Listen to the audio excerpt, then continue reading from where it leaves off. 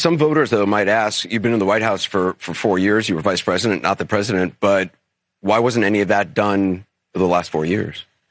Well, there was a lot that was done, but there's more to do, Anderson. And I'm pointing out things that need to be done, that haven't been done, but need to be done. Republicans would take another hour of Kamala Harris. We'd just press play, let her keep going. We'd pay for another hour to let her keep not answering the questions. I think Anderson's asking her, well, why haven't you done it? You've been there for 4 years. Why have you done any of this?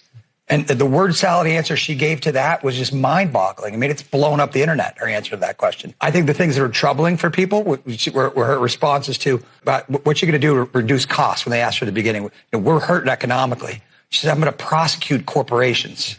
Right? That's not going to lower costs. Oh. How are you going to make things better for me? I'm going to prosecute people. Trump bad is not a message that's going to get her elected. Trump bad message, I disagree with. Let me just ask you about price gouging. I looked at your plan.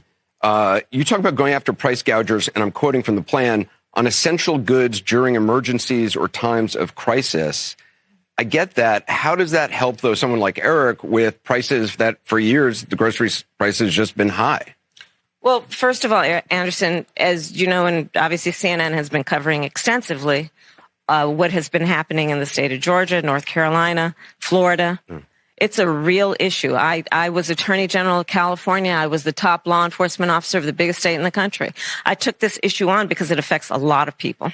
And I'm not going to apologize for the fact that we need to actually deal with accountability when these, not all, in fact, most don't, but when companies are taking advantage of the desperation and the need of the American people. We saw it actually during the pandemic as well, where because of supply chain issues, there was a reduction of supply, and then they would inflate the price of everyday necessities. Is there something you can point to in your life, political life or in your life in the last 4 years, that you think is a mistake that you have learned from?